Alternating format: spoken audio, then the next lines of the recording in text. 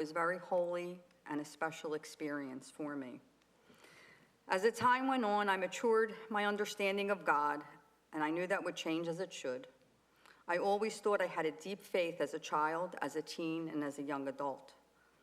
But as I grew, it changed to a deeper, unwavering understanding, and my love for God will continue as I get older, with changing and growing in my faith, in my life.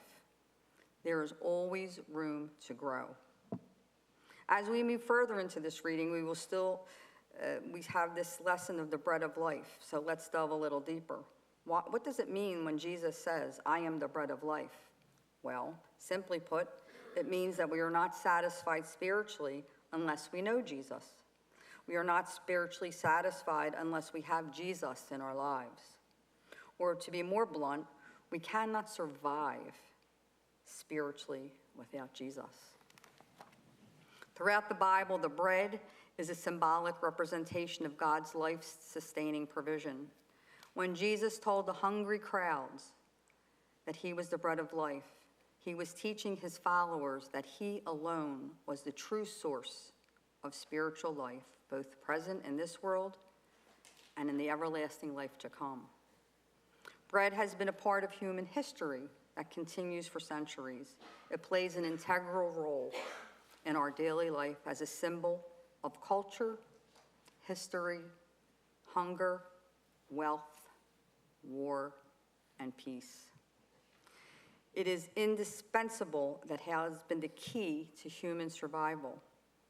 Bread created the structure of modern-day society and gave order to our way of living. The bread of life is vital, and it is important because of it. Everyone in the world can be filled and need never be hungry again. So how is this possible? This is how it works. Once you are filled with the bread of life and your hunger for God is satisfied, you are free to feed those who are hungry. In this sermon, we will consider the meaning of promise and explore differences between physical and spiritual hunger. Manna is the bread that came down from heaven, but Jesus calls himself the living bread and promises whoever eats his flesh will live forever. It's no wonder that a few verses beyond the ones we heard today, the disciples are speaking among themselves, saying, "This teaching is difficult. Who can accept it and who can abide in it?" We have the benefit of hearing these stories after the Last Supper has taken place, after Jesus took the bread and said the blessing, broke the bread and gave it to his friends and said, "Take, eat. This is my body, which is given for you. Do this for the remembrance of me." And then we heard the story of the resurrection after Jesus gave his life and allowed his body to be broken for us. We can take some solace in the fact that the disciples had difficulty understanding this message as well. We too struggle with it, I'm sure. We believe and yet we question. Even those who accept Jesus and believe in it are still hungry at times and thirsty.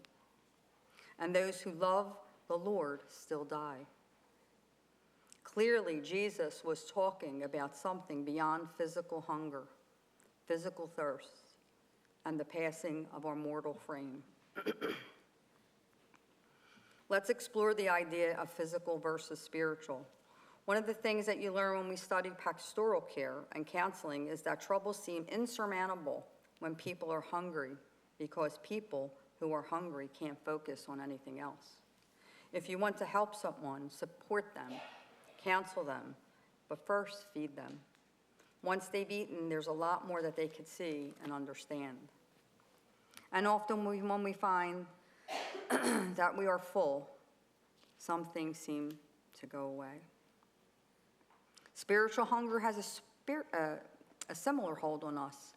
People who are spiritually hungry live with an overwhelming sense, needing something more, of emptiness and craving, fear, and instability. Some people try to fill hunger with earthly things, for instance, money, house, car, and so on. But we forget these things are all temporary. Yes, we need these things which are essential to our extent, but we don't need the biggest and the best. Because God is eternal. Sometimes we think and say, I feel more fulfilled once I get a new job, move to a new home. If I meet the right person, I finally will be satisfied.